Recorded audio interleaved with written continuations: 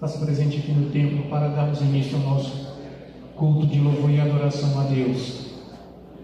Você pode tomar seu assento e baixar sua cabeça, fechar seus olhos. Nós vamos iniciar com um momento de oração.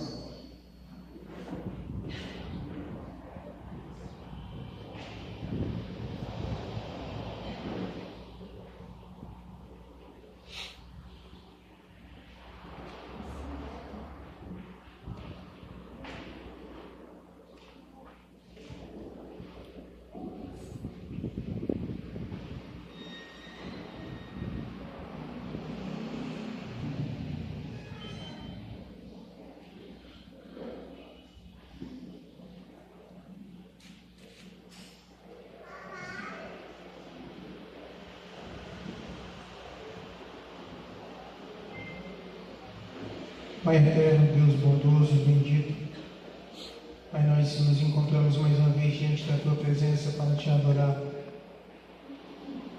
Creio que assim como eu, os meus irmãos vieram para a Tua casa para Te adorar verdadeiramente, para Te prestar culto, também para ouvir o que o Teu Santo Espírito quer nos ensinar e procurar cada dia, meu Pai, pôr em prática a Tua palavra, cada dia procurar uma santificação progressiva, meu Pai, sem a qual ninguém pode ver a Deus. Te rogo que o Senhor, mais uma vez, se faça presente no nosso meio e nos ensine. Eu te peço por Jesus Cristo, teu Santo Filho. Amém. Irmãos, vamos abrir nossas Bíblias, livro de Juízes. Juízes, capítulo 7.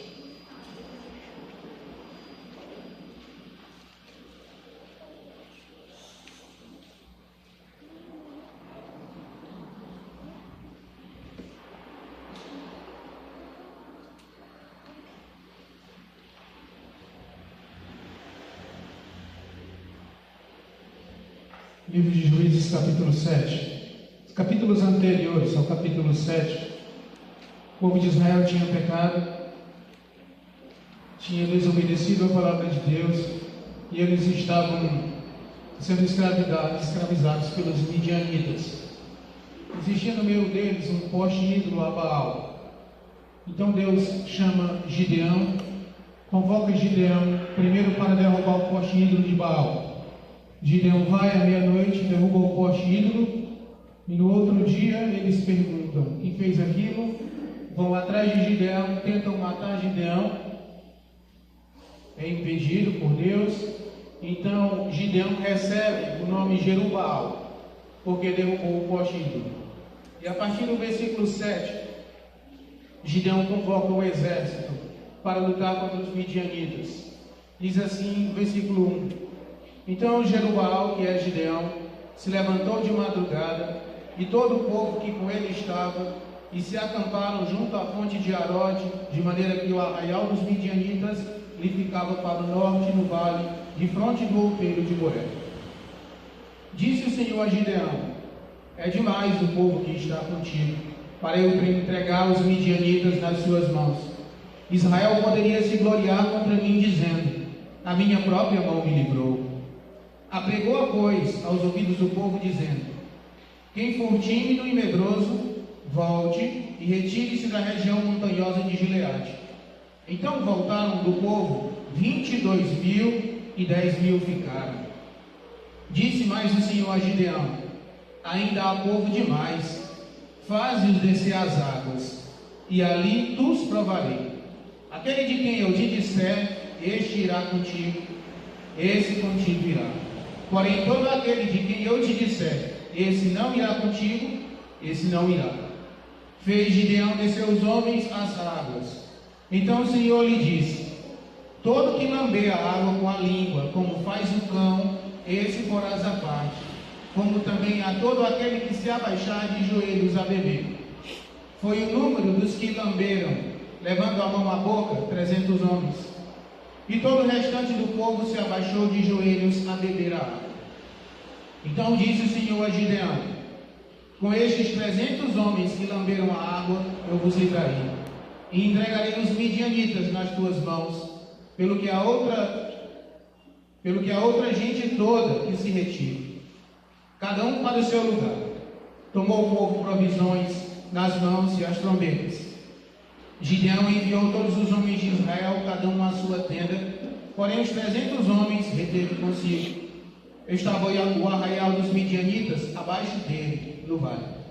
Sucedeu que naquela mesma noite o Senhor lhe disse: levanta-te e desce contra o arraial, porque eu o entreguei nas tuas mãos. Se ainda temes atacar, desce tu com teu moço cura ao arraial, e ouvirás o que dizem. Depois, fortalecidas as tuas mãos, descerás contra o arraial. Então desceu ele com o seu moço cura até a vanguarda do arraial. Os midianitas, os amalequitas e todos os povos do Oriente cobriam o vale como gafanhotos em multidão. E eram seus camelos em multidão inumerável, como a areia que há na praia do mar. Chegando, pois, Gideão, eis que certo homem estava contando um sonho ao seu companheiro e disse: tive um sonho. Eis que um pão de cevada rodava contra o arraial dos midianitas e deu de encontro à tenda do comandante, de maneira que esta caiu e se virou por cima para baixo e ficou assim estendido. Respondeu-lhe o companheiro e disse: não é isto outra coisa, senão a espada de Gideão, filho de Joás, homem israelita. Nas mãos dele entregou Deus os midianitas e todo este arraial. Tendo ouvido Gideão contar este sonho e o seu significado, adorou, e tornou ao arraial de Israel e disse: levantai-vos, porque o Senhor entregou o arraial dos midianitas nas vossas mãos. Então repartiu os 300 homens em 3 companhias e deu-lhes a cada um nas suas mãos trombetas e cântaros vazios com tochas neles. E disse-lhes: olhai para mim e fazei como eu fizer. Chegando eu às imediações do arraial, como eu fizer, assim fareis. Quando eu tocar a trombeta, e todos os que comigo estiverem, então vós também tocareis a vossa ao redor de todo o arraial e direis: pelo Senhor e por Gideão. Chegou, pois, Gideão e os 100 homens que com ele iam às imediações do arraial, ao princípio da vigília média, havendo-se pouco tempo antes trocado as guardas. E tocaram as trombetas e queimaram os cântaros que traziam nas mãos. Quebraram os cântaros que traziam nas mãos. Assim tocaram as 3 companhias, as trombetas, e despedaçaram os cântaros. E seguraram na mão esquerda as tochas e na mão direita as trombetas que tocavam. E exclamavam: espada pelo Senhor e por Gideão. E permaneceu cada um no seu lugar ao redor do arraial, que todo deitou a correr e a gritar e a fugir. Ao soar das 300 trombetas, o Senhor tornou a espada de um contra o outro, e isto em todo o arraial que fugiu, rumo a Zererá, até Bet-sita, até o limite de Abel-meolá, acima de Tabate.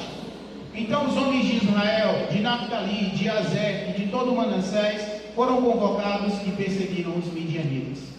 Gideão enviou mensageiros a todas as montanhas de Efraim, dizendo: descei de encontro aos midianitas e impedi-lhes a passagem para as águas do Jordão até Bet-bara.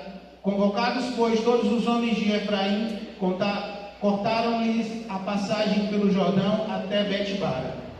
E prenderam a 2 príncipes dos midianitas, Oreb e Zeeb. Mataram Oreb na penha de Oreb, e Zeeb mataram no lagar de Zeeb.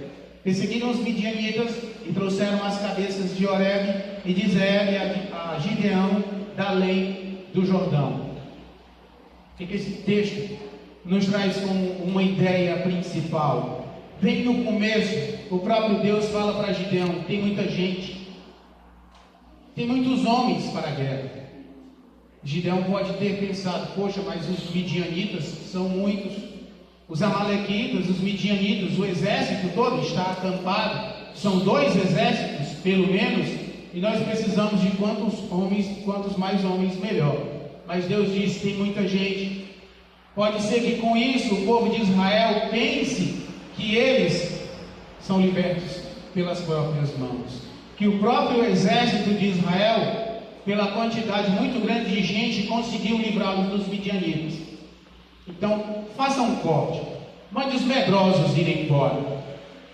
E saíram muitos medrosos, mas ainda tem muita gente. Corte mais, ficaram 300 homens.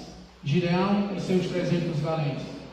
Foram esses os números que venceram os midianitas e amalequitas, mas não por conta do próprio exército, não por força do próprio exército, mas por força de Deus que os livrou.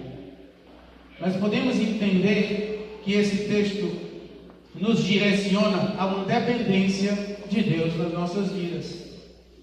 Quando nós imaginamos que nós conseguimos ultrapassar, superar obstáculos e dificuldades da vida, e essas dificuldades e esses obstáculos são maiores do que nós não conseguimos ultrapassar, aí sim a gente dobra o joelho e começa a orar. Esse não deveria ser a sequência, essa não deveria ser a sequência. A sequência primeira deveria ser oração, dependência de Deus, e só então estar disposto a passar pelos obstáculos, pelas dificuldades e pelas tribulações. 1 João 4:4. Maior é o que está em nós do que o que está no mundo. O Espírito Santo que habita em mim e que habita em você nos faz ultrapassar toda e qualquer dificuldade, nos faz vencer todo e qualquer obstáculo que se apresente em nossa vida, mas tão somente se nós dependermos exclusivamente dele, de Deus, de Jesus Cristo. Vamos orar. Deus amado, eterno e poderoso, Pai, nós dependemos de Ti, meu Pai. O ar que respiramos vem de Ti. A comida que tem em nossa mesa vem de Ti. A água que bebemos vem de Ti. As roupas que vestem hoje os nossos corpos vêm de Ti. Que a cada dia, meu Pai, nós possamos lembrar disso. Que cada vez mais nós possamos agradecer a Ti. Quebrarmos qualquer espírito orgulhoso, meu Pai. Qualquer espírito que esteja nos elevando e rebaixando a Ti. Mas que Tu cresças e que nós diminuamos, assim como falou João Batista. É o que eu te peço por Jesus Cristo, Teu Filho. Amém.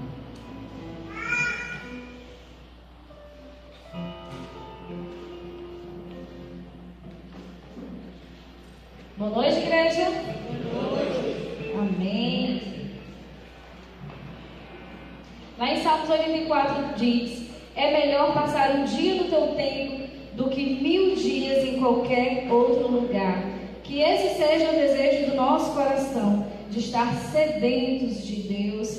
E é um privilégio nosso estarmos aqui para adorar ao Senhor. Então eu te convido para ficarmos em pé, para exaltarmos com alegria, com palmas, com os nossos louvores, com as nossas vozes, aquele que é vivo, aquele que merece todo o nosso louvor. Amém? Amém? Amém?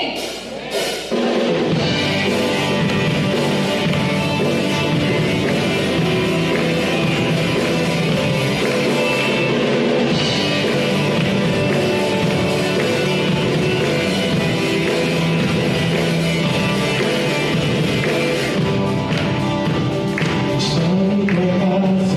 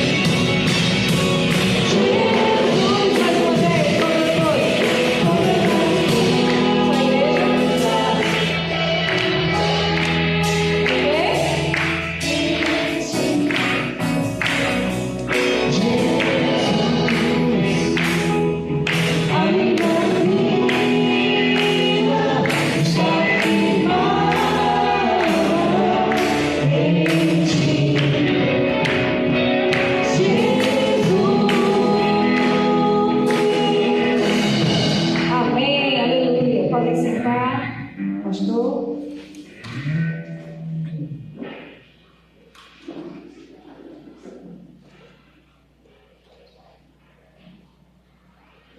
Boa noite, irmãos. Que a graça e a paz do Senhor estejam conosco. Amém? Amém. Então, você para abrir sua Bíblia comigo, 2 Coríntios capítulo 9. 2 de Coríntios capítulo 9, e o versículo número 6.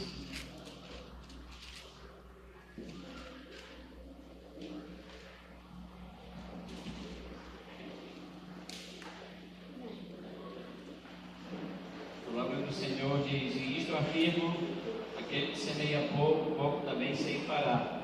E o que semeia com fartura, com abundância, também ceifará. Cada um contribua segundo tiver proposto no coração, não com tristeza ou por necessidade, porque Deus ama a quem dá com alegria.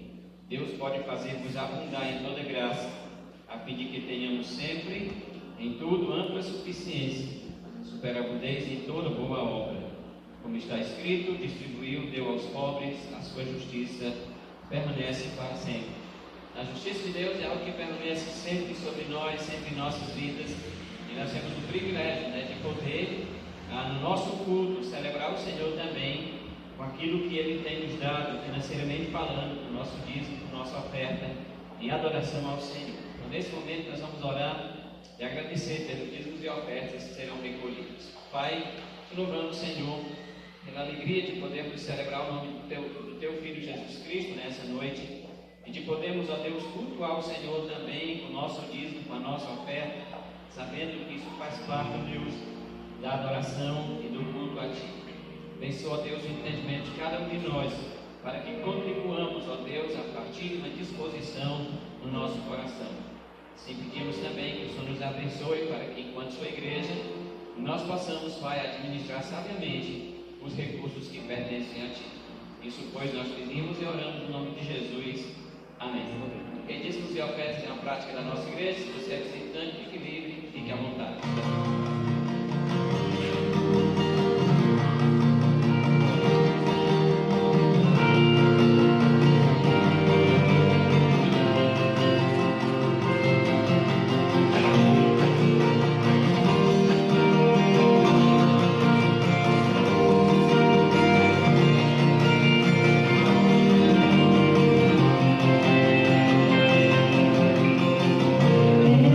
Eu sou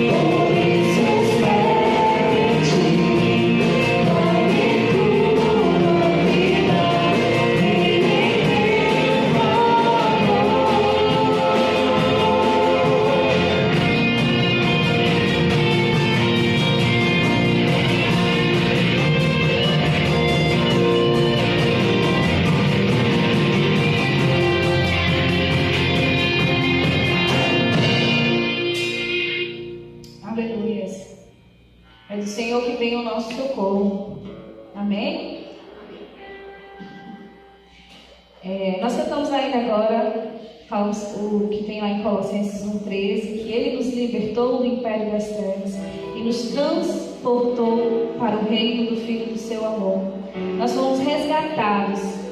Ele nos tirou do perigo e nos colocou em segurança. Ele nos tirou da morte e nos deu a vida. Então, nós temos muito o que agradecer a Deus por essa graça que nos foi dada. E em cima disso, nós também temos que meditar sobre o valor desse resgate. Ontem nós fomos prestigiar os formandos lá na APEC, né? E foi um momento muito lindo, muito gratificante, porque nós ouvimos pessoas relatando dos desafios que enfrentaram em levar a palavra de Deus, mas ao mesmo tempo elas estavam cheias de alegria.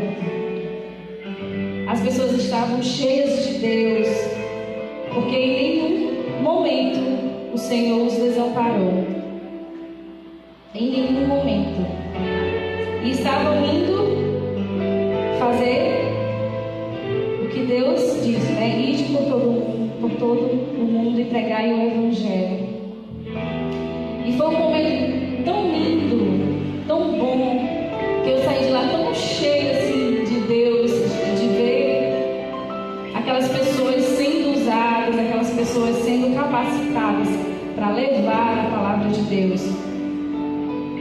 Então, nós fomos resgatados. E nós somos também os mais capazes para resgatar vidas, para levar a palavra do Senhor a toda criatura, a todas as pessoas.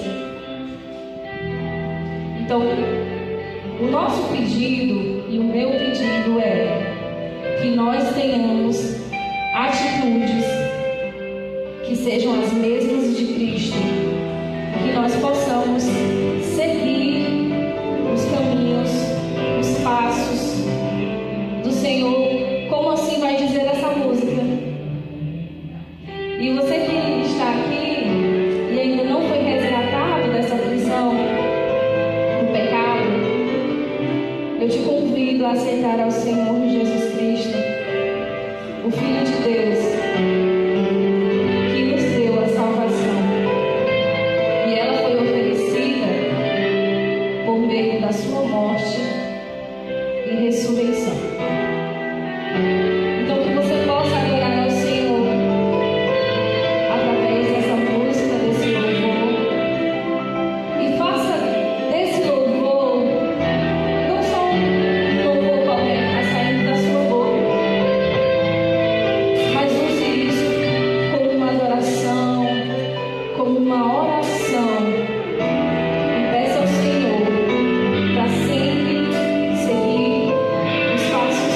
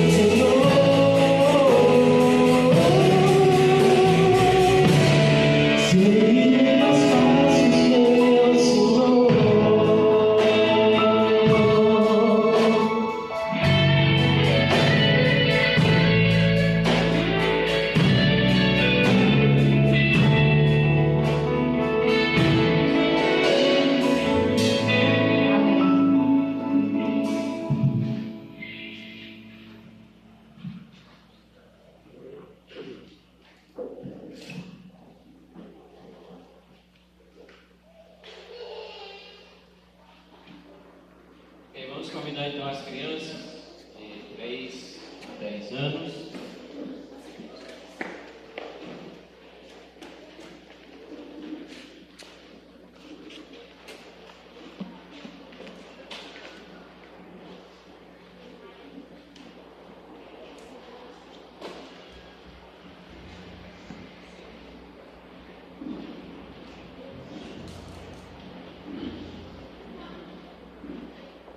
Vamos orar então pelas crianças, que Deus possa abençoá-las durante esse tempo.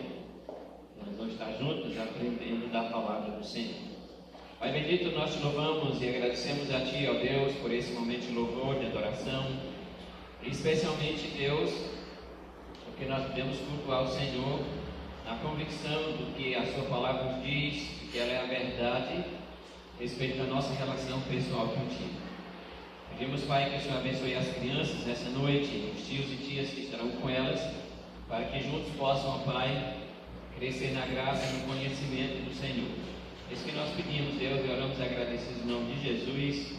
Amém. Amém. Crianças podem ir? Vocês, irmãos, eu gostaria de convidá-los para abrir a sua Bíblia comigo na segunda carta de Paulo aos Coríntios, capítulo 2, versículos 5 ao 11.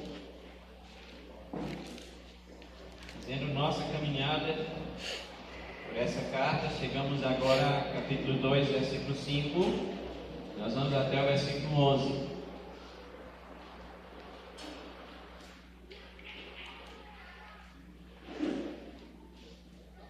Convidar os irmãos a ficarem de pé para a leitura da palavra. Se todos já encontraram, digam amém. Amém. A palavra do Senhor diz: ora, se alguém causou tristeza, não o fez apenas a mim, mas para que eu não seja demasiadamente áspero, digo que em parte a todos nós.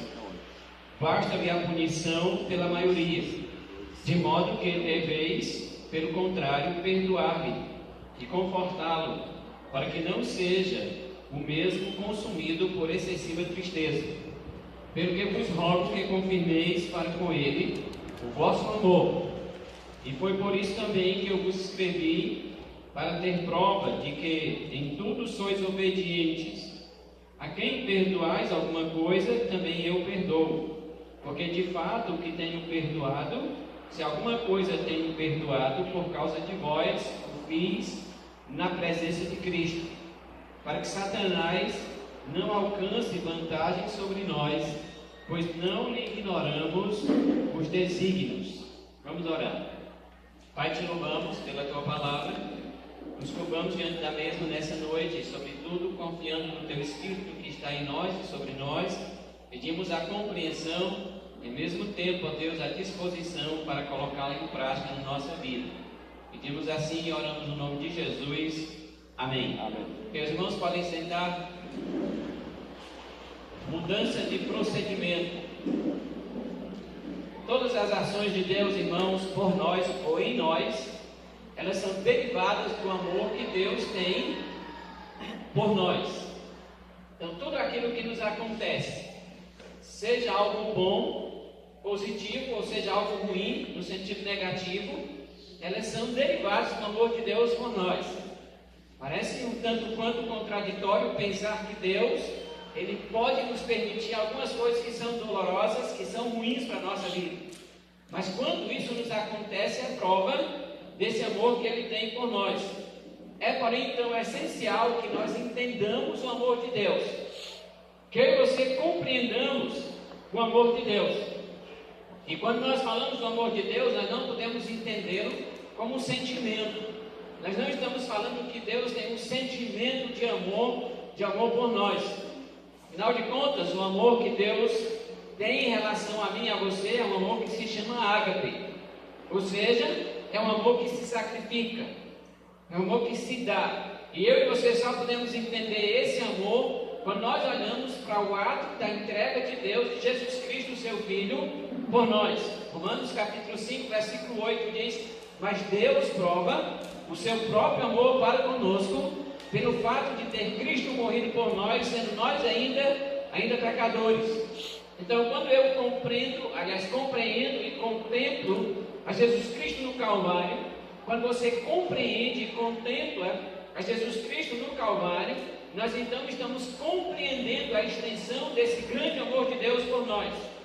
Ele diz, é a prova do amor de Deus, quando nós contemplamos o Cristo sendo entregue, o Cristo sendo morto no nosso lugar.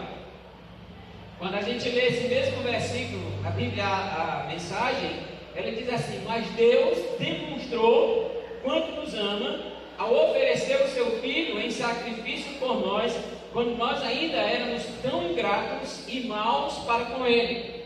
Então essa é a demonstração de amor. Deus não nos mandou o seu Filho, não entrega Jesus Cristo por nós, porque nós começamos a amá-lo. Na verdade, nós estávamos tão distanciados e tão separados de Deus que nós não havia qualquer possibilidade de amar a Deus sem que antes Ele nos amasse. Nós o amamos porque Ele nos amou primeiro. Nós nos voltamos para Deus porque Ele se voltou para nós na entrega do seu Filho. Não havia em mim ou em você qualquer possibilidade de nos voltarmos em amor devotados a Deus, a menos que Ele tomasse essa iniciativa. E esse amor é de fato essa entrega, a entrega de Jesus Cristo em nosso lugar. Para termos aí uma visão mais ampla desse amor de Deus por nós, o apóstolo Paulo nos diz em Romanos 8:32, aquele que não poupou o seu próprio Filho, antes por todos nós o entregou, porventura não nos dará graciosamente com Ele todas as coisas? Então essa é a extensão desse amor de Deus. E quando nós olhamos para esses versículos, irmãos, nós não conseguimos entender o amor de Deus como um sentimento. Se Deus apenas tivesse um sentimento de amor por nós e fosse um sentimento como o meu e como o seu, dificilmente Ele teria entregue o seu Filho em nosso lugar. Então o amor de Deus é um amor que se dá, é um amor que se sacrifica. É um amor que entrega, que foi capaz de entregar o seu próprio Filho, de não poupar o seu próprio Filho, antes de entregar em nosso lugar. A questão agora é, por que é tão importante para mim e para você, que nós entendamos esse amor de Deus? Qual é a importância disso? Não é simplesmente falarmos do amor de Deus, ou termos um conceito teológico a esse respeito. Mas é preciso que nós entendamos. Por que eu e você precisamos entender esse amor? Porque na nossa prática de vida cristã, irmãos, ela deve ser fundamentada nesse amor de Deus. Então, quando eu olho para o amor de Deus como um amor que se sacrifica, e eu digo que a minha vida cristã e a sua vida cristã na prática deve ser fundamentada nesse amor, eu estou dizendo que nós precisamos nos amar à medida do amor de Deus. Que nós não podemos sentir apenas amor uns pelos outros. Na verdade, é possível amar sem ter sentimento. É possível demonstrar amor sem sentir amor pela outra pessoa. A prática do amor cristão, a prática de vida cristã, deve ser fundamentada nesse amor de Deus, que é o amor que se dá, que é o amor que se sacrifica. Como igreja, então, nós precisamos nos comportar como Deus. Em alguns momentos, nós precisamos gerar alegria no coração uns dos outros. Mas em alguns outros momentos, nós precisamos, pelo mesmo amor, gerar uma tristeza essencial. Necessária. Precisa. No texto que nós acabamos de ler, o apóstolo Paulo, ele fala sobre disciplina. E ele afirma no texto que essa atitude da igreja para com o irmão em pecado, ela gera tristeza, por isso eu chamo de tristeza essencial. Ele diz no versículo 7, de modo que deveis, pelo contrário, perdoar-lhe e confortá-lo, para que não seja o mesmo consumido por excessiva tristeza. Ele já foi entristecido. A disciplina, ela gera tristeza, ela causa uma certa tristeza no coração daquele que está sendo disciplinado. Então a igreja que vive a prática do amor de Deus, o amor que se sacrifica, em alguns momentos ela vai gerando essa alegria no coração uns dos outros pelo amor. Mas tem um momento que é essencial que se cause tristeza. É quando a igreja precisa exercer a disciplina eclesiástica. É quando a igreja precisa corrigir a vida de um irmão que caiu em pecado, que está em erro, que está em desconformidade com a palavra de Deus, com o caminhar de uma vida cristã adequada a um filho de Deus. Considerando então o texto dos versículos 5 ao 11, Paulo está tratando ali, não diretamente da disciplina, mas ele está tratando do pós-disciplina. Como é que a igreja, depois de haver disciplinado alguém, como é que a igreja vai proceder para com aquele que foi disciplinado? A disciplina gera tristeza. Mas quando há um arrependimento, como é que a igreja deve proceder para com aquele irmão? E aí Paulo então vai tratar desse pós-disciplina e pós-arrependimento.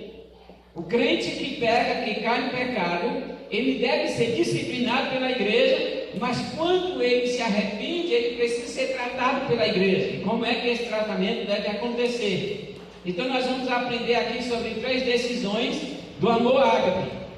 E aí você já deve ter visto ágape escrito com acento agudo no A, mas eu escrevo dessa forma porque quando eu leio no grego, ele fecha na última letra. Não é o E do alfabeto, é o N. Quando você lê essa palavra em grego, a última letra é nosso N. E ela tem esse som fechado, por isso eu escrevo dessa maneira. E é para você não dizer que eu estou escrevendo errado, tá certo? Então, quando eu estou usando aqui as decisões do amor ágape, não estou dizendo que elas são decisões do amor de Deus. Eu não estou falando de 3 decisões do amor de Deus. Eu estou falando de 3 decisões de uma igreja que está fundamentada no amor ágape. 3 decisões de uma igreja que está fundamentada no amor de Deus. E aí eu encontro isso no texto. Então a primeira decisão desse amor ágape, da igreja que está fundamentada nesse amor de Deus, é a disciplina. Versículos 5 e 6. Ora, se alguém causou tristeza, não fez apenas a mim, mas para que eu não seja demasiadamente áspero, digo que imparte a todos nós. Basta-lhe a punição pela maioria. E aí quando Paulo fala de punição no texto, ele está falando de disciplina. Ele está dizendo que quando um crente, membro da igreja local, e aí vamos trazer isso para o nosso contexto como igreja, Paulo está dizendo que quando um membro da igreja cristã evangélica Ebenezer peca, e esse pecado ele se torna público, ele se torna conhecido da comunidade cristã e não cristã, ele deve ser disciplinado. O amor, irmãos, disciplina. O amor de Deus nos disciplina. A igreja, então, que ela é movida por esse amor sacrificial de Deus, ela precisa exercer a disciplina. O escritor de Hebreus, no capítulo 12, versículos 6 e 7, ele diz: porque o Senhor corrige a quem ama e açoita a todo filho a quem recebe. É para a disciplina que perseverais. Deus nos trata como filhos. Pois que filho há que o pai não corrige? Então ele diz: Deus nos trata como filhos. E se ele me trata como filho, ele me amando, ele tem que me disciplinar em alguns momentos. Se ele me trata como filho, em alguns momentos Deus vai exercer uma certa disciplina, uma certa punição sobre a sua vida. Não simplesmente porque um dia ele amanhece chateado comigo ou com você, ou ele olha para mim ou para você e diz: olha, eu não fui para sua casa, então eu vou te disciplinar. Não. Quando Deus me trata como filho e Ele me pune por meio de uma disciplina, é porque eu cometi um erro. É porque você cometeu um erro em relação a Ele. E apesar de eu estar usando a palavra erro, pense que erro aqui é pecado. É que eu pequei contra Deus, eu pequei contra a palavra dEle. Você pecou contra Deus, você pecou contra a palavra dEle.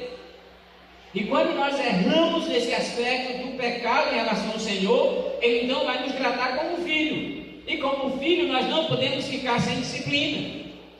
Não há um filho que o pai não corrija. Todos nós aqui sabemos disso muito bem, por experiência vivida, experimentada no nosso dia a dia.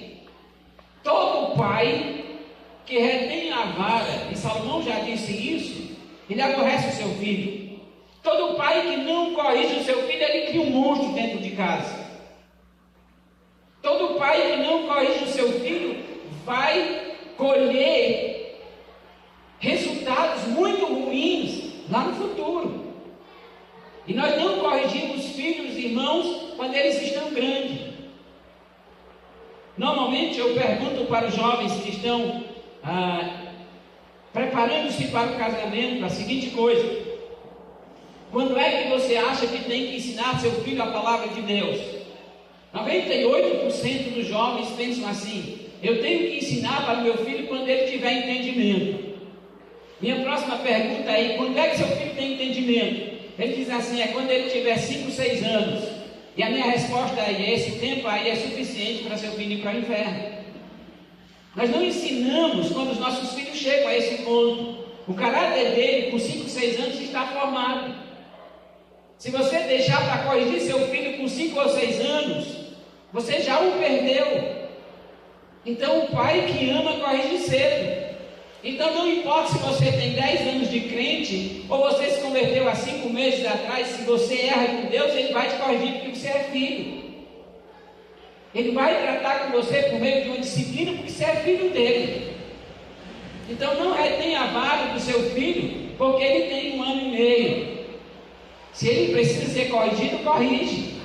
Disciplina, porque pai que é pai corrige seu filho. É isso que Deus faz comigo. E quando Deus faz isso comigo, Ele faz por amor. Deus não olha para mim e diz assim: o bichinho é tão novinho, eu não posso discipliná-lo agora. E às vezes nós fazemos isso com os nossos filhos, mas parece tão cruel disciplinar o meu filho a essa idade. Mas se eu não disciplino a essa idade, ele me causará dores profundas lá no futuro. Ele causará mágoas e marcas profundas ao nosso coração no futuro. Então Deus, Ele nos corrige cedo. A disciplina, irmãos, imposta por Deus é para o nosso bem. É para o nosso bem. Quando nós voltamos ao versículo 5, está dito ali: ora, se alguém causou tristeza, não fez apenas a mim, mas para que eu não seja demasiadamente áspero, digo que em parte é a todos nós. O pecado de alguém gera tristeza a toda a igreja. Gera tristeza a toda a igreja.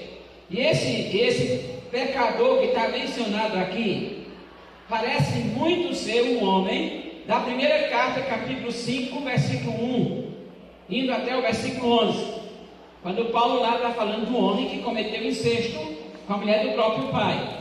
Mas pode ser outra pessoa que também havia causado problema na igreja. Não dá para fechar a questão dizendo assim: esse é o homem daquela primeira carta. Há um indicativo muito grande que seja ele.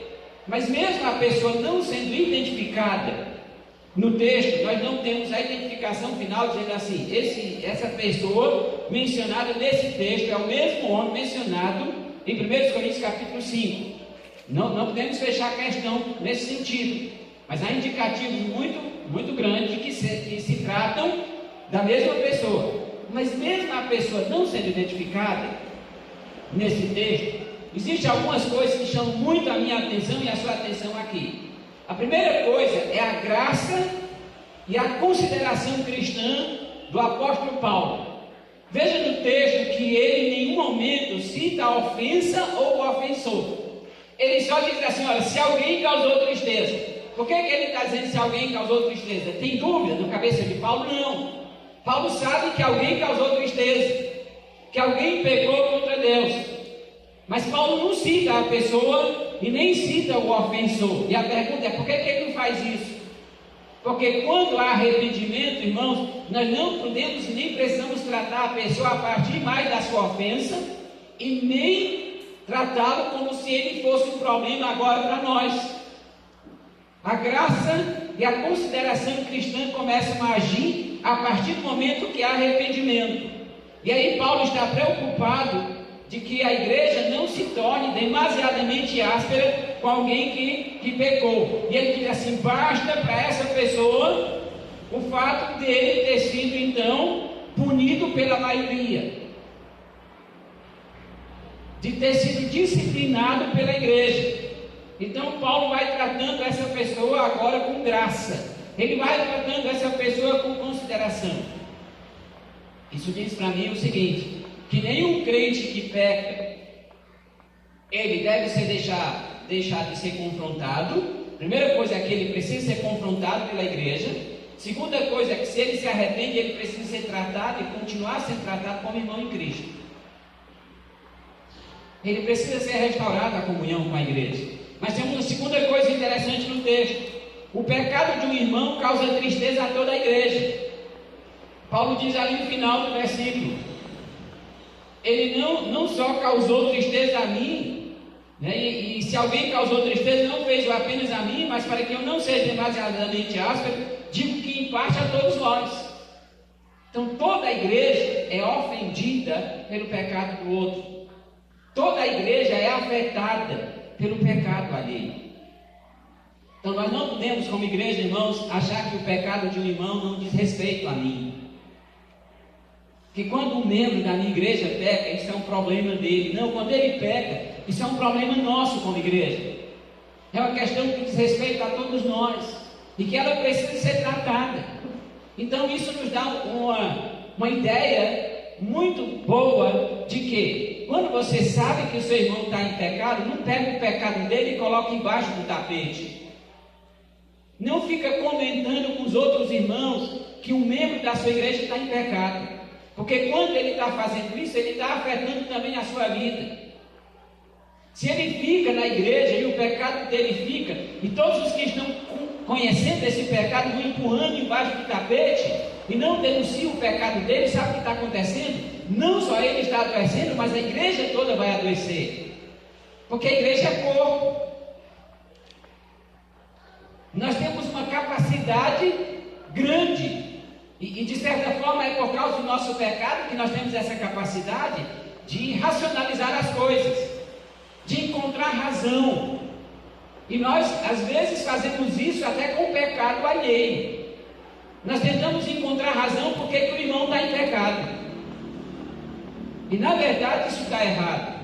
Nós precisamos olhar para o irmão e perceber que o pecado dele causa tristeza ao corpo que é a igreja. Nós não podemos ver um de nossos irmãos em pecado e não nos entristecermos. Não dá para não entender que isso faz parte do corpo aonde eu estou ligado, onde você está ligado. Nós não podemos, irmãos, ver um de nossos irmãos em pecado e fazermos vista grossa, e fazermos de conta que isso não diz respeito a nós, que não diz respeito à nossa vida. Porque diz, ele é igreja, ele é corpo, como eu e você somos. Nós somos membros uns dos outros, corpo de Cristo e membros uns dos outros. Mas tem uma terceira coisa interessante que chama a nossa atenção no texto. Diz que o crente que peca, ele deve ser disciplinado pela igreja. É o versículo 6. Basta-lhe a punição pela maioria. E aí eu não vou entrar no mérito da palavra maioria, porque os teólogos discutem algumas coisas a esse respeito, mas o que eu entendo é, a igreja precisa disciplinar. A igreja precisa tratar. Então o crente que peca, ele deve ser disciplinado pela igreja. E agora, irmãos, vem uma decisão que nós precisamos tomar como igreja. Quando a igreja disciplina alguém, não comece a olhar para isso como algo mau. Lembra do amor de Deus? E lembra que é importante que nós compreendamos o amor sacrificial de Deus, porque Ele nos trata na mesma medida. Quando Ele faz algo positivo é amor, mas quando Ele nos corrige também é amor. E se nós na vida cristã, a prática da nossa vida cristã é esse amor, quando nós temos que disciplinar alguém, nós não estamos sendo maus com ele, nós estamos demonstrando o amor de Deus. O amor ágape, que é o amor que se sacrifica, é exatamente isso. É a demonstração do amor, é a prática do amor de Deus a cada dia. Nesse caso, então, Paulo fala de punição. E aí a igreja, nesse aspecto, deve punir um de seus membros em pecado. E isso é demonstração clara de amor. Quando a igreja tem que retirar do irmão a função que ele exerce na igreja, se ele é professor da escola dominical, se ele é o pastor, porque parece que o pastor não é disciplinado, mas a igreja precisa cuidar também do seu pastor. A igreja às vezes precisa dizer assim: pastor, o senhor vai ficar sentado aqui no primeiro banco por 6 meses, e nós vamos cuidar da igreja do senhor, se ele tiver pecado, é claro, porque ele não está acima dos outros. Quando a igreja, então, irmãos, precisa tratar um dos seus membros em pecado, isso é demonstração clara de amor. E quando ela tem que retirar as funções que esse irmão está exercendo na igreja, nós não podemos, os outros não podem olhar e dizer assim: ah, mas a igreja está sendo tão perversa, ela está sendo tão mal com o irmão. Não. Quando a igreja tem que excluir um de seus membros e pedir para ele fazer o favor de não comparecer nas reuniões da igreja, porque ele está afundado no seu pecado, isso não é mal. Isso é demonstração de amor. Da mesma forma que quando esse irmão volta arrependido, e a igreja o abraça, o perdoa e o recebe, é demonstração de amor. Mas nós não podemos, de maneira nenhuma, fazer vistas grossas ao pecado dos outros. Esse amor, ele traduz-se pela pureza da igreja. É o cuidado que nós exercemos para que a igreja de Deus viva pura.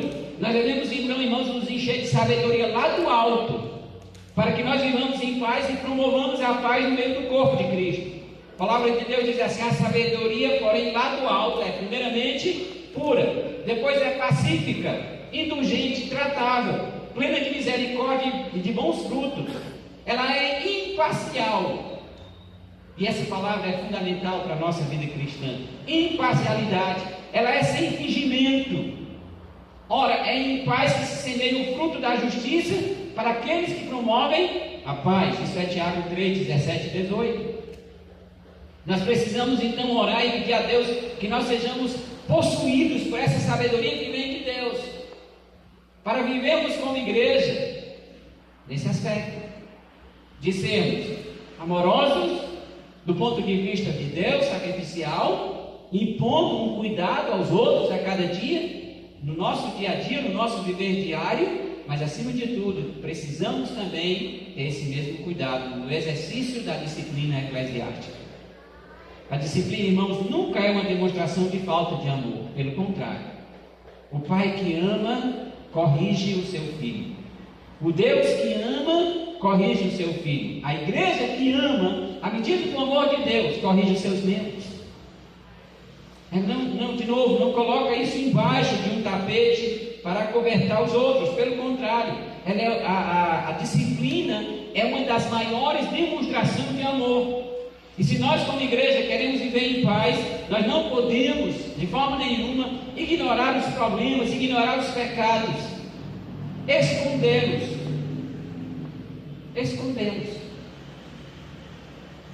Quando alguém denuncia o pecado do outro, e ele faz isso de forma pública, nós não podemos ser advogados do pecado alheio.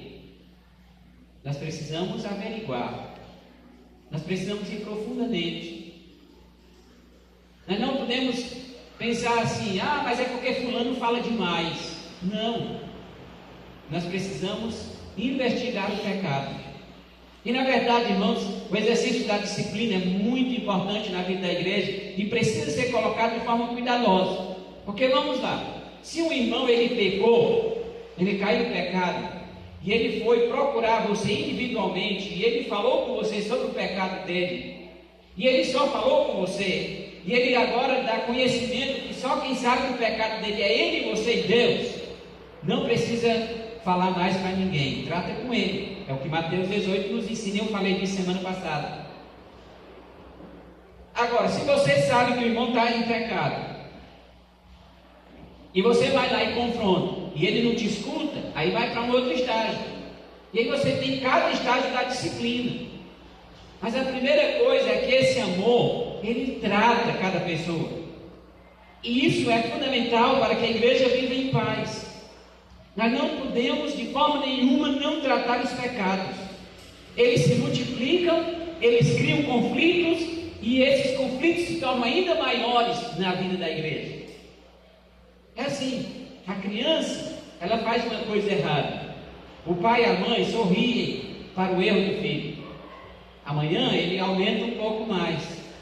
E o pai e a mãe continuam sorrindo do erro do filho. E amanhã ele está fazendo algo maior. E se a gente só sorri e não trata, nosso filho se torna um delinquente amanhã. Ele não vai mais ser corrigido, ele endurece a cerviz. Ele deixa de ser tratável, ele deixa de ser ensinável. Mesma coisa da igreja. Tem muitos crentes que vão se tornando rebeldes e rebeldes cada vez mais quanto mais. Por quê? Porque às vezes os outros sabem dos seus problemas e pecados e não os tratam, e não corrigem. Se você dá um jeito, o pecado sempre vai crescer e sempre vai gerar um conflito ainda maior. Vai tornar uma igreja adoecida, uma igreja sem saúde.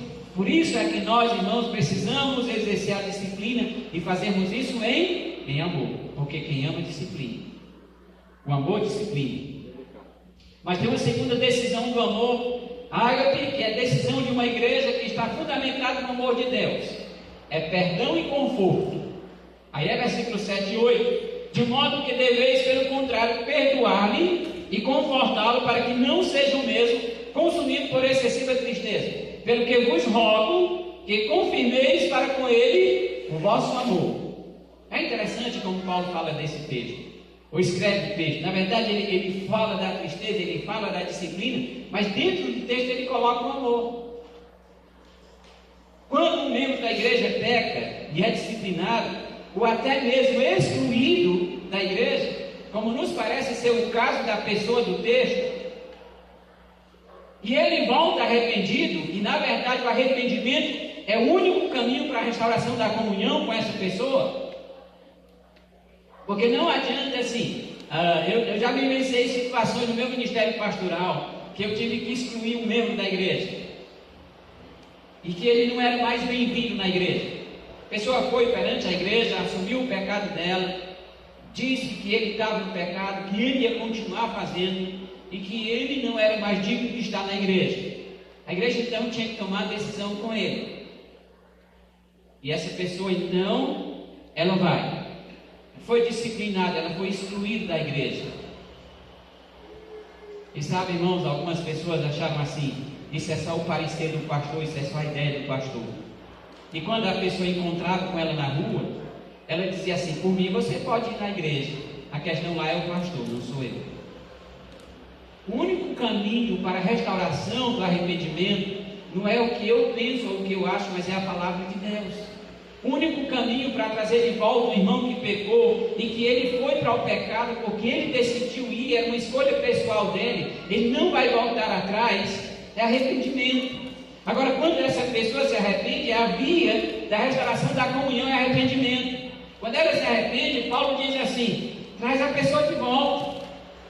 Quando aquele que cometeu o pecado volta arrependido, diz o apóstolo Paulo, não imponha mais castigo sobre ele, não aumente o castigo dele, de modo que deveis, pelo contrário, perdoá-lo e confortá-lo para que ele não seja consumido por uma excessiva tristeza.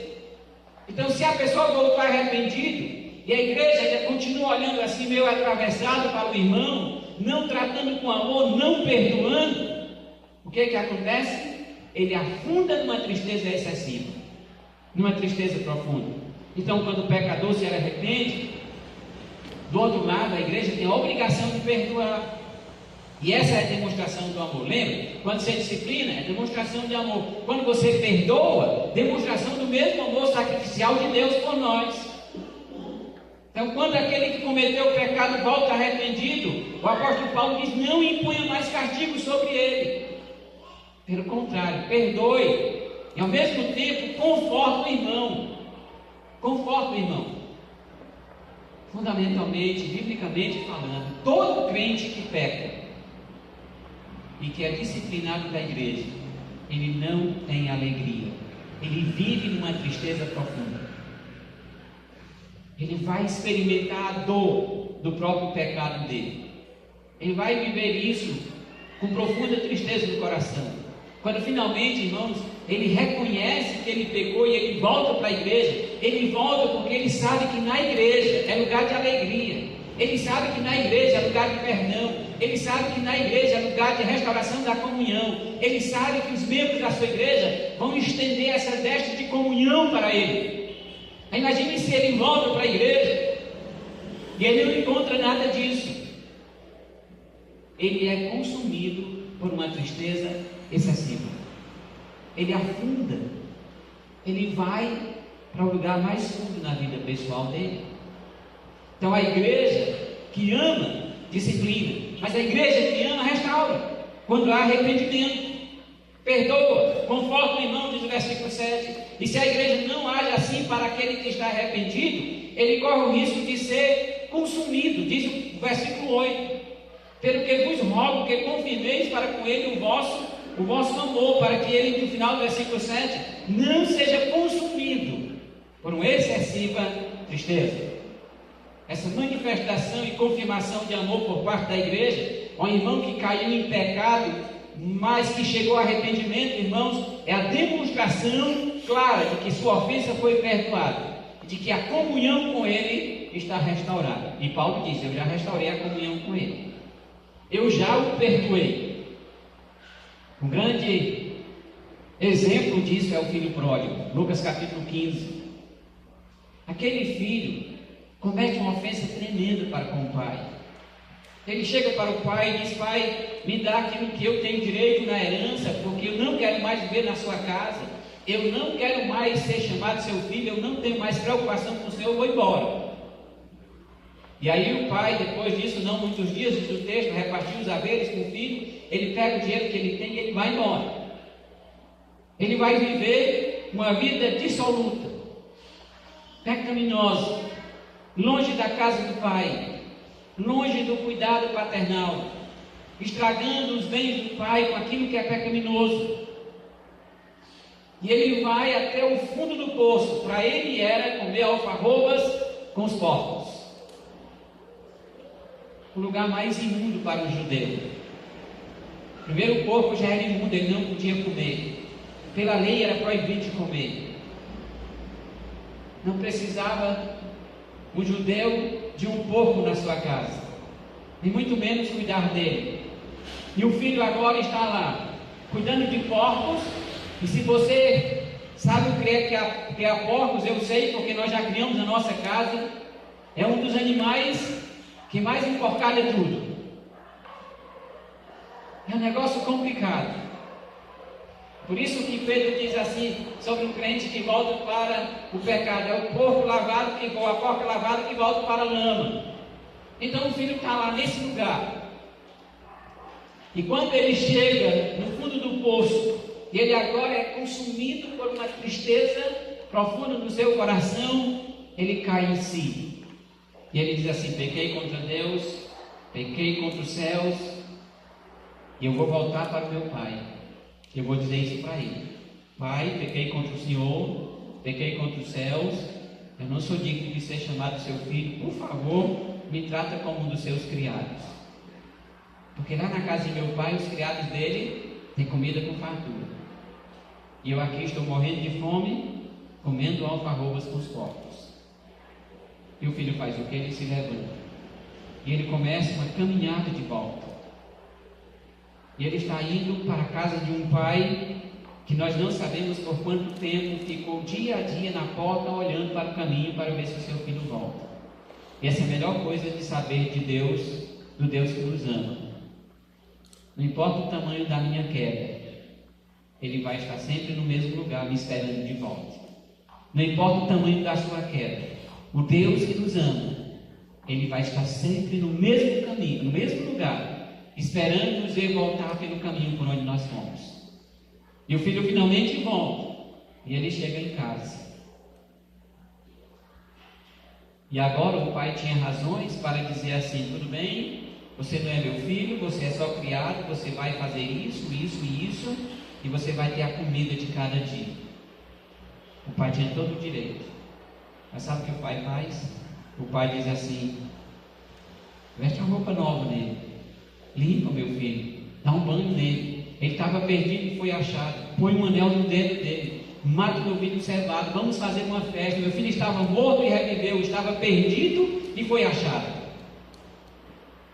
E o pai não começa a dizer para o filho que ele não é filho, ele continua sendo filho. Ele continua sendo o filho que o pai ama. É assim que nós somos, irmãos, e é assim que nós devemos olhar uns para os outros, na posição, ou nós na posição de igreja do Senhor. Nós não precisamos entender a disciplina de um modo diferente, mas precisamos entender que disciplina é tanto uma questão de obediência ao Senhor, quanto uma obrigação para com o irmão em pecado. Não esqueçamos que disciplina visa sempre a paz. Disciplina visa sempre a saúde espiritual da igreja de Deus.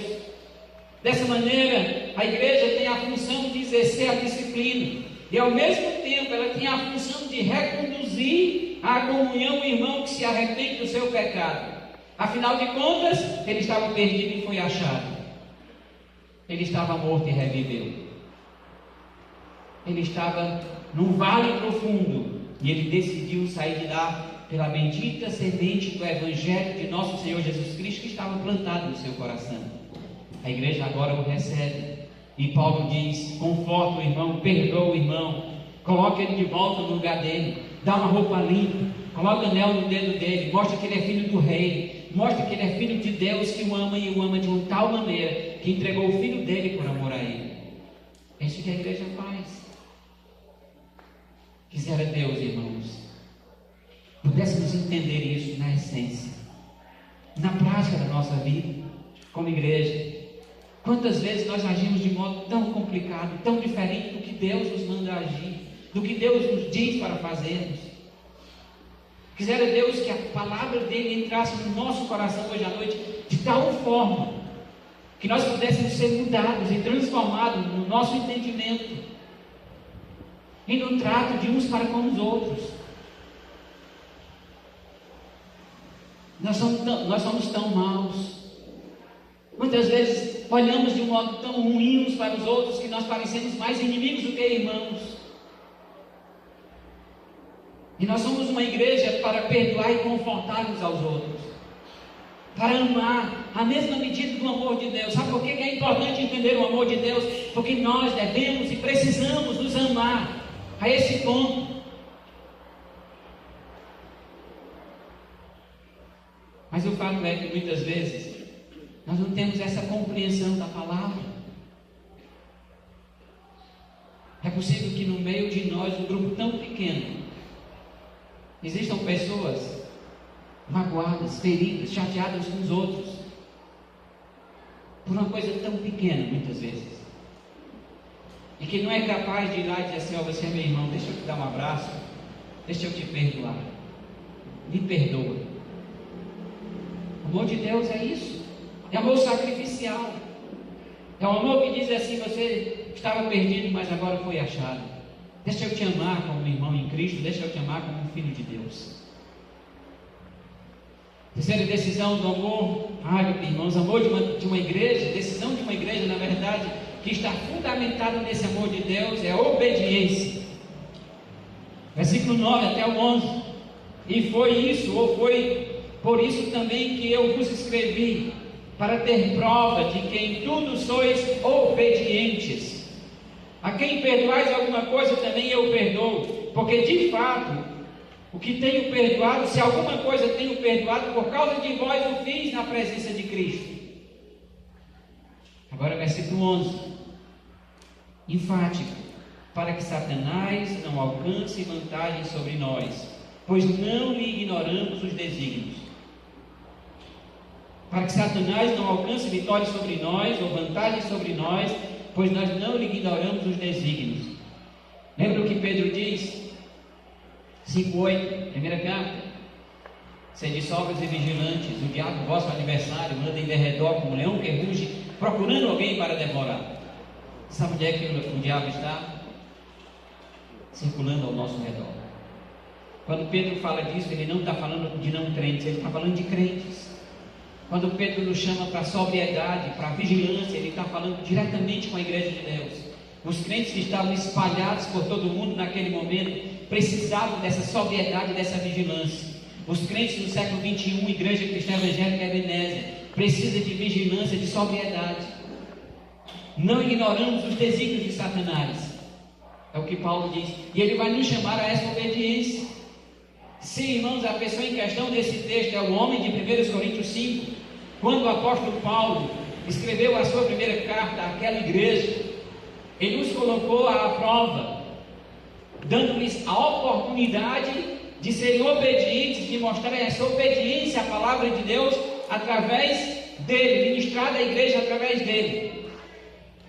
E quando ele escreveu, ele sugeriu que aquele pecador fosse expulso do meio da igreja. Ele diz assim: eu, na verdade, ainda que ausente em pessoa, mas presente em espírito, já sentenciei, como se eu estivesse presente, que o autor de tal infâmia seja, em nome do Senhor Jesus, reunido vós e o meu espírito, com o poder de Jesus Cristo nosso Senhor, entregue a Satanás para a destruição da carne, a fim de que o espírito seja salvo no dia do Senhor. 1 Coríntios capítulo 5, versículo 3 ao 5. Quando nós vemos isso e a igreja recebe essa orientação de Paulo, eles foram obedientes. Eles expulsaram aquele homem do meio da igreja. Eles o disciplinaram. E agora Paulo pede que eles deem mais um passo de obediência, recebendo o homem de volta, trazendo para o convívio da igreja. E assim como ele esteve presente na disciplina, ele também faz questão de estar presente na restauração da comunhão, quando ele diz assim: a quem perdoais alguma coisa, eu também perdoo, porque de fato eu já tenho perdoado. Se alguma coisa eu perdoei, eu fiz isso por quê? Por causa de vós, e fiz isso na presença de Cristo. Então Paulo diz assim: naquele momento em que vocês obedeceram para a disciplina, o meu Espírito estava com vocês. Agora, quando eu estou dizendo para vocês obedecerem, trazendo a pessoa de volta para a restauração da comunhão com Ele, para o perdão do pecado dele, eu também estou com vocês. E os crentes então foram obedientes no primeiro momento, e agora Paulo está dando para eles a oportunidade de serem obedientes ainda mais. O amor de Deus obedece. Aquela igreja que é possuída por esse amor é uma igreja obediente. Como Paulo então está nos advertindo sobre a disciplina, ele adverte também a obediência na restauração. São passos que produzem no primeiro momento tristeza, mas no segundo alegria, quando você restaura a pessoa para a comunhão com Deus. Paulo declara aqui o seu perdão para o ofensor, e ele diz que a igreja deve então perdoar aquele também que é ofensor. Irmãos, a ênfase do texto é a importância da disciplina. A ênfase do texto de 2 Coríntios 5, aliás 2, 5 ao 11, é a disciplina eclesiástica. A igreja precisa exercer essa disciplina, que aliás é um assunto praticamente esquecido em nossos dias em muitas igrejas. Em muitas igrejas evangélicas, disciplina é um assunto esquecido. Mas quando nós fazemos isso, nós estamos entrando num processo de desobediência à palavra de Deus. Quando nós não exercemos a disciplina, nós nos recusamos a obedecer a palavra. E Paulo diz assim: dei prova de obediência. Agora deixa eu levar isso para o âmbito individual, porque eu estou falando como igreja, mas deixa eu te dar no âmbito individual, pessoa, você como membro da igreja.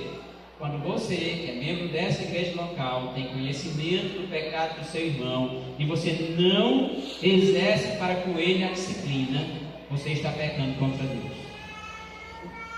Você está desobedecendo a ordem da palavra de Deus.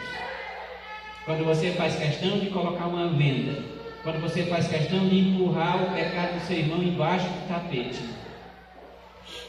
você está desobedecendo a palavra de Deus. Pensa isso para a sua vida pessoal. Pensa que é responsabilidade individual de cada membro dessa igreja cuidar da pureza dela. Não é a liderança da igreja que faz isso, é cada membro. O conselho espiritual da igreja existe para a intervenção desses casos. Mas é interessante que muitas vezes o conselho espiritual é o último a saber do pecado dos membros da igreja. Isso não é uma prerrogativa nossa apenas, é de tudo que é a igreja, porque os membros individualmente precisam entender isso. Quando nós não exercemos disciplina, nós estamos nos recusando a obedecer a palavra de Deus. Não importa quem seja, se é seu esposo, se é sua esposa, se é seu filho, se é sua filha, denuncie o pecado. Porque quando você não faz isso, você está entrando em pecado contra a palavra de Deus. Você está desobedecendo a palavra do Senhor. E Paulo diz assim: dei prova de obediência. Cuidem para ser uma igreja obediente. Existe outra coisa importante aqui, irmãos, que é a restauração. Restauração da comunhão. Da mesma forma que nós precisamos tratar com o pecado do irmão, obedecendo a palavra de Deus para a disciplina, nós precisamos obedecê-la para a comunhão, para restaurar a comunhão, para abraçar o irmão, para tê-lo na estima que nós o tínhamos antes, para exercer sobre ele cuidado daqueles que amam à medida do amor de Deus. E Paulo diz assim no versículo 11: para que Satanás não alcance vantagem sobre nós, pois não lhe ignoramos os desígnios. O que ele está dizendo é que é perigoso. É perigoso, irmãos, para uma igreja ser omissa na aplicação da disciplina. E também é perigoso a igreja não exercer o perdão quando há arrependimento. Em ambos os casos, Satanás alcança a vitória. Quando a igreja não exerce a disciplina, Satanás alcança a vitória. No caso da disciplina, ele destrói o testemunho da igreja perante a comunidade onde ela está. Fica todo mundo então envergonhado e afetado pelo pecado. E Satanás se encarrega de fazer isso. Por isso Paulo diz, não ignorem os desígnios de Satanás. Então, quando a igreja não disciplina, nós estamos dando para Satanás a oportunidade de destruir o testemunho da nossa igreja.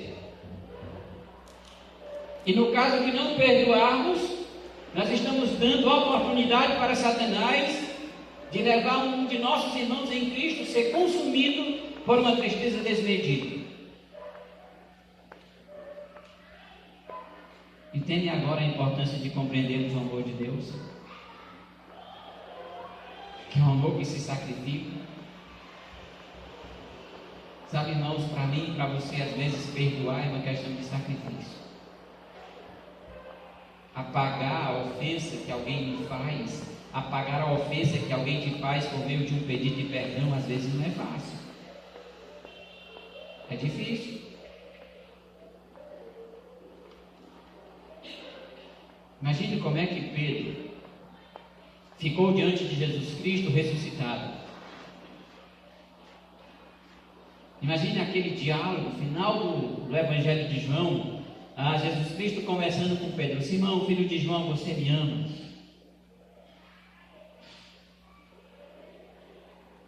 Você sabe que no grego as palavras amo ali elas são diferentes. Quando Jesus Cristo pergunta, ele pergunta assim para Pedro: Pedro, tu me amas? Tu é capaz de se sacrificar por mim? E quando é que Jesus está perguntando isso para Pedro? É depois que ele o negou. Porque antes, Pedro não tinha um amor ágape por Jesus Cristo. Ele até professou isso. Ele disse: não, Senhor, ainda que todos te abandonem, eu não te abandonarei. Jesus diz assim: antes que o galo cante essa noite, você vai me negar 3 vezes. E eu imagino que Pedro duvidou lá no interior da sua alma. Não vou fazer isso com o mestre. Mas pouco tempo depois, ele está no pátio onde Jesus está preso e alguém o reconhece. Diz: você estava com ele? Não sei quem é esse homem. Mais tarde alguém diz: você é Galileu, você fala como eles. Não sei. E na terceira vez ele volta aos velhos costumes antigos e ele começa a praguejar. Então, quando nós olhamos para esse Pedro que está negando a Jesus Cristo, ele não tem um amor ágape por Jesus Cristo. Aí Jesus encontra com ele, depois da ressurreição, e ele olha para Pedro e diz assim: Simão, filho de João, tu me amas? E a pergunta lá é assim: você tem amor ágape por mim?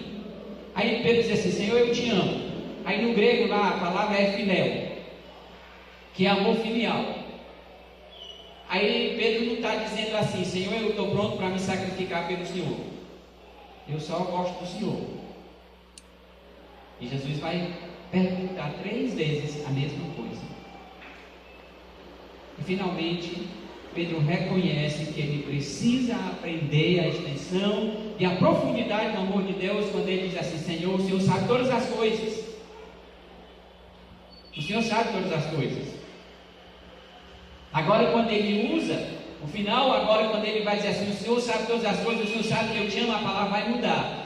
Naqueles 2 momentos ele usa a mesma palavra filha, mas agora Pedro diz: eu ágape o Senhor, eu te amo, eu estou pronto para me sacrificar por ti. Ali é o momento da restauração da comunhão de Jesus Cristo com Pedro. É aquele momento que Pedro é reencontrado pelo Senhor, é estendida para ele a destra da comunhão com o Filho de Deus, que é Jesus Cristo, é estendido para ele o perdão. Mas eu imagino Jesus Cristo chegando para Pedro num outro cenário, dizendo assim: não te avisei? Te disse ele negar? Sei quem você é. Na verdade, Pedro, você nunca me enganou. Eu sempre soube quem você é. Eu sempre sabia desde o início. Aliás, quando eu vim lá do céu, Pedro, eu já sabia que você ia me negar. Humanamente, às vezes essa é a atitude do meu coração, no seu coração. Quando alguém requer o perdão, quando alguém chega e diz: olha, eu errei, eu pequei contra você, me perdoa. Eu preciso me sacrificar. Eu preciso compreender o amor sacrificial de Deus por mim. E eu preciso dizer como Pedro: Senhor, o Senhor sabe todas as coisas. O Senhor sabe que eu sou capaz de me sacrificar pelo Senhor. Na vida, eu já experimentei ofensas. No meu ministério pastoral, eu já fui ofendido. E eu fui ofendido profundamente. E algumas pessoas, às vezes, que têm o conhecimento dessas ofensas, dizem assim: pastor, o senhor é um santo. Porque hoje eu sou capaz de ir na casa da pessoa que me ofendeu e sentar com ela, tomar café, almoçar e abraçar, sem nenhum tipo de sentimento ruim. Sabe por quê, irmãos? Porque Deus fez isso comigo. Eu sou tão mau, eu não sou bonzinho. E Deus me ama apesar de quem eu sou. E Deus te ama apesar de quem você é. Então o amor de Deus que eu e você precisamos entender é esse amor que se sacrifica. Nós precisamos perdoar para que o irmão não seja consumido por uma tristeza desmedida. Que Deus, irmãos, nos dê a graça. Que Deus nos conceda a graça de sermos uma igreja obediente. Uma igreja que obedece tanto para a disciplina quanto para a restauração da comunhão. Uma igreja que olha para a palavra e torna a prática da sua vida de forma obediente. O amor ágape, irmãos, é um amor que se diferencia dos outros amores. Ele é amor que não faz vistas grossas. Ele é amor que não cria situações para acobertar pecado. O amor ágape age em benefício da igreja. Age em relação, aliás, em benefício da relação íntegra da igreja com Deus. E é por essa razão que esse amor disciplina. Porque o Deus que nos ama nos disciplina. E quando Ele faz isso, Ele faz em benefício da nossa própria vida. Quando o filho pródigo vai embora, o pai sabe que o filho foi embora. O pai possivelmente tem conhecimento do sofrimento do filho. Porque ele é um tipo de Deus, mas ele deixa o filho lá. Isso é disciplina. Quando você está vivendo amargurado por alguma situação, quando você está vivendo sem alegria na sua vida por causa de situações causadas talvez entre você e um outro irmão, veja isso como disciplina de Deus. Veja isso como algo que é essencial ser tirado do seu coração. Se você continuar aí, você vai descendo uma tristeza profunda. Mas veja isso como uma correção de Deus. Deus corrige o filho que ama. Ainda que pareça duro, ainda que pareça dolorido, Ele nos corrige. E ainda que pareça duro, ainda que pareça dolorido para a igreja, nós precisamos exercer a obediência, ou exercermos a disciplina e a obediência. Mas ao mesmo tempo, o amor ágape é o amor que perdoa, é o amor que conforta, é o amor que diz: irmão, vem cá, você está perdoado. Você continua, meu irmão. A dor foi grande, mas eu não posso negar para você o meu amor, o amor de Deus que está no meu coração. O mesmo amor que é duro é também flexível. O mesmo amor que trata com firmeza, trata com bondade, com consolo, com conforto, quando há arrependimento. E por fim, irmãos, o amor ágape obedece. Ele dispõe o coração em obediência. Portanto, peçamos ao Senhor Deus que nós compreendamos a sua palavra, que nós sejamos cheios desse amor, o amor que é capaz de entregar-se em prol do outro, o amor que é capaz de sacrificar-se em prol do outro, para que nós agora como igreja tenhamos paz, para que nós como igreja tenhamos saúde espiritual, e isso para a glória de Deus. Põe sua cabeça, feche seus olhos, nós vamos orar.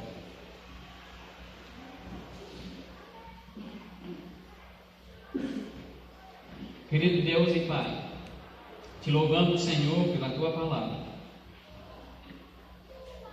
Te agradecemos, ó Deus, porque nós somos desafiados, através da mesma, para sermos uma igreja que mostra na prática o amor que o Senhor tem por nós. Entendemos, ó Deus, que o amor que deve ser mostrado, exercido entre nós, é o mesmo amor de Deus mostrado por nós a cada dia. É um amor, ó Deus, que trata, é um amor que às vezes pede, por necessidade, mas é o mesmo amor, ó Deus, que sai, é o mesmo amor que cura. E quando nós olhamos para a Tua igreja, Senhor, nós olhamos de um modo geral, e nós percebemos com tristeza, porque nós sabemos que muitos crentes, filhos Teus, estão vivendo sobre uma amargura, estão vivendo, ó Deus, sobre a não liberação do perdão, porque ficaram desgostosos com os outros, porque, ó Deus, estão focando a ofensa e não a pessoa e não o amor de Deus no seu coração. Nós queremos orar, ó Deus, pela nossa igreja. Nós precisamos, ó Pai, em primeiro lugar como igreja, compreender Sua palavra. Nós precisamos, ó Deus, deixar que Sua palavra desça para o nosso coração. Nós precisamos, ó Deus, num segundo momento, tornar a Sua palavra a prática da nossa vida. Nós precisamos ainda, Deus, ser responsáveis pela saúde espiritual dessa igreja local. Cada membro aqui, ó Pai, precisa sentir isso como uma responsabilidade no seu coração. E nós oramos a Ti. E nós pedimos a Ti nessa noite que o Senhor nos faça perceber isso. Que a Tua graça, ó Deus, nos conduza nesse sentido. E que nós, como igreja, possamos compreender, ó Deus, o que é o amor de Deus e como ele deve ser demonstrado na prática. Deus, eu não sei quais são aqueles irmãos no nosso corpo, que é a nossa igreja local, estão com sentimentos ruins em relação a alguém. Eu não sei se há isso no meio da igreja. O Senhor sabe, o Senhor conhece cada coração aqui. O Senhor sabe, ó Deus, quais são aqueles que vivem amargurados, aqueles que contemplam uns aos outros como se fossem inimigos e não como irmãos em Cristo. Mas eu quero orar nesse sentido, Pai, e suplicar a Ti, ó Deus, que haja um mover do Teu Espírito no nosso meio, no sentido de que, se há isso no coração de alguns irmãos aqui hoje à noite, eles possam se tratar, eles possam, ó Deus, oferecer a cura uns para os outros, eles possam se curar, ó Deus, mediante a restauração da comunhão. Desafia, ó Deus, o coração do Teu povo.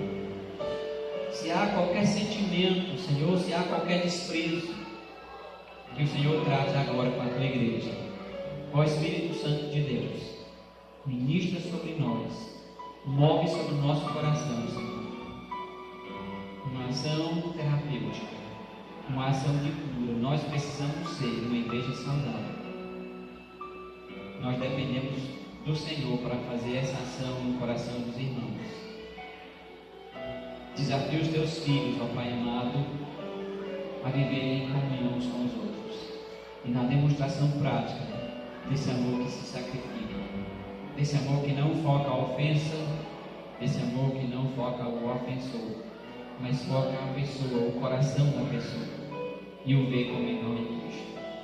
Agradecemos a Ti, ó Deus, pela Tua palavra, e suplicamos, Pai amado, que a cada dia o Senhor nos conceda a graça de vivermos uma intimidade pessoal contigo, crescendo, Senhor, para Te honrar, para Te glorificar. Que a nossa visão, Pai, que o nosso desejo como Sua igreja seja honrar e glorificar o Senhor a cada dia e não a nós. Que o Senhor cresça, no nosso coração, e que nós diminuamos a cada dia. É o que nós pedimos e nós oramos no nome santo de Jesus Cristo.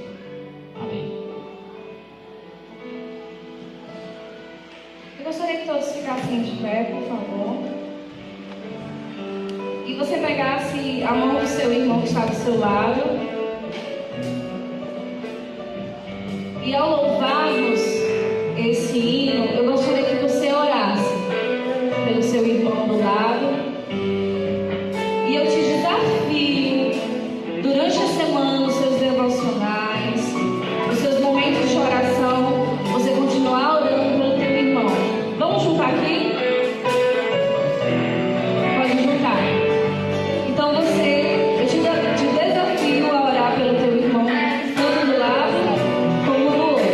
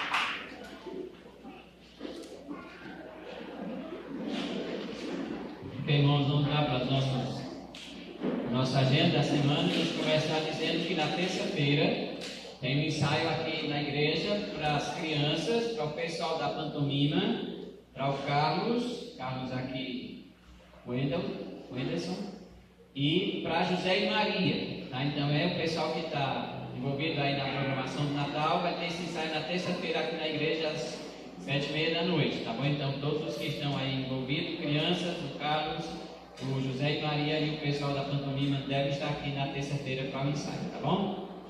Vamos lá. Terça-feira, 7h15, nosso tempo de oração. Aqui começamos orando agora com o pedreiro, com o servente, né? E vamos orando junto, e é muito bom. Então você é convidado. Quarta-feira, nosso culto de oração às 19h30. Estamos orando, estamos estudando o livro de Provérbios. Então, se você quer aprender sobre a sabedoria de Salomão, vem estar conosco. Quinta-feira, encontro de mulheres às 19h30. Local ainda a definir.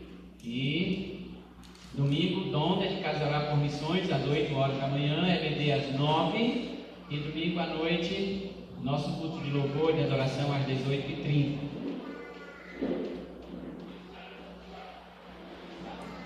Então, a sexta-feira, o que está avisando é o acampamento dos jovens, sexta, sábado e domingo. Então, os jovens que estão aí animados para acampamento, começa na sexta-feira. Então, você é desafiado a estar lá. Sexta, né? Ok, então, sexta-feira, ensaio da cantata, 19h30. Felipe está pedindo para avisar para todos os irmãos aí que estão ouvindo as músicas.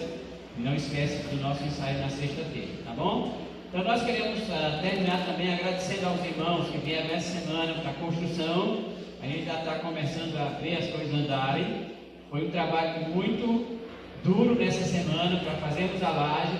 Na terça-feira tivemos um bom grupo de irmãos que vieram aqui. Ficamos aí até 11 horas. Louvamos a Deus por aqueles que ficaram até 11h30 aqui no final, ajudando a limpar a igreja, né? Eu sei que alguns que ficaram mais cansados um pouco mais cedo, foram indo devagar para casa, mas louvamos a Deus por cada um dos que vieram, né? Eu cheguei em casa, faltavam 10:40, mas foi um tempo bom. Louvamos a Deus por cada um. Louvamos a Deus que ficou um pedaço da laje ainda para ser feito. E aí na quinta-feira eu comecei a pensar assim, vou chamar o Júnior e pedir para ele me ajudar ali, o Chico e o Loival, para a gente então terminar essa laje. E aí, chegamos na quinta-feira aqui de manhã e Deus começou a mandar aqueles que foram pensando, né? Alguém disse assim, rapaz, bom mesmo era o kit. Fecharam a boca, o kit chegou. Aí o Lourival disse assim, mas o Erivan, rapaz, o Erivan é uma máquina de fazer concreto. Era tão bom se ele já viesse aqui hoje de manhã, né? Rapaz, fecharam a boca, o Erivan chegou. Gente, foi um negócio assim de Deus. Antes do meio-dia a gente já tinha terminado a restante da laje. Louvamos a Deus por isso. Nossa oração agora é para que Deus dê um tempinho lá com as chuvas. Amanhã começa a subir as paredes lá em cima, né? Nós queremos pedir aos irmãos que têm vindo durante a semana. Alguns têm dado seu trabalho aqui. O Felipe, né? Tem ajudado bastante durante a semana. Tem vindo, tem ajudado aí com material, jogar lá em cima. Tem o Felipe Gomes, né? O Felipe ainda não vai aparecer não. É o Felipe Gomes, né? Então o Júnior tem sido também aí fundamental. As folgas do Júnior agora têm sido aqui, né? Então tem ajudado bastante. Louvamos a Deus por isso. Louvamos a Deus pela segurança que o Senhor tem nos dado até aqui. Oremos sobre isso. Oremos pelo progresso da construção. E eu também desafio a você, se você tem aí como nos abençoar com alguma oferta para esse projeto, é muito bem-vindo a sua oferta. Então, agradecemos os irmãos que têm doado cimento, que tem sido providencial mesmo. A gente já gastou em torno de 19 sacas de cimento. Nós ainda temos muito cimento pela frente, né? Ainda tem algumas coisas que você não tinha isso colocado no papel e que de vez em quando você precisa comprar alguma coisa. São escolas para segurar o corpo, custa R$1 o aluguel de cada um desses ferrinhos verdes aí. Para cada dia nós alugamos 30 e para cada dia são R$30.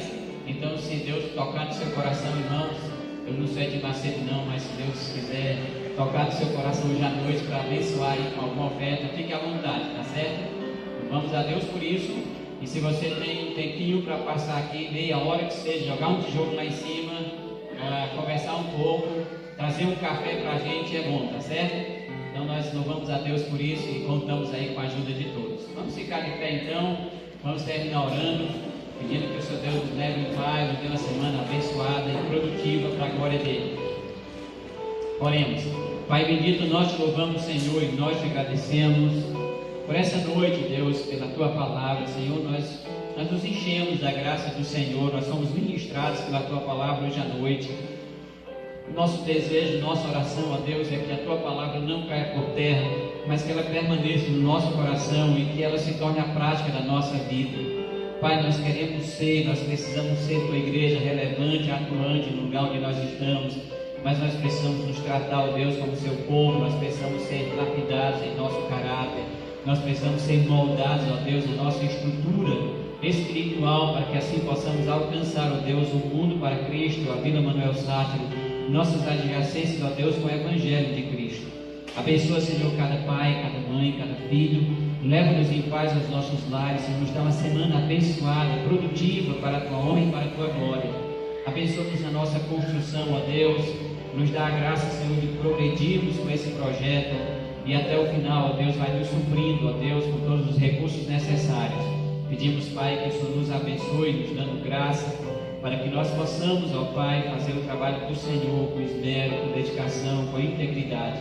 Nos livra, Senhor, de nós mesmos, nos livra do pecado, Senhor, nos livra, Senhor, das cidades de Satanás, e nos ajuda, Senhor, a ficar focados em Ti, no poder da Tua palavra, na graça do Senhor, em todo dom perfeito e boa dádiva que vem lá do alto, descendo do Senhor para as nossas vidas. Nos conduz, ó Pai, embaixo da Tua graça, da Tua proteção e do cuidado essencial do Senhor conosco a cada dia. E que a graça de nosso Senhor Jesus Cristo, o amor de Deus, o nosso Pai, a doce comunhão e consolação do Espírito Santo de Deus esteja sobre todos nós, agora e sempre. Amém. Amém.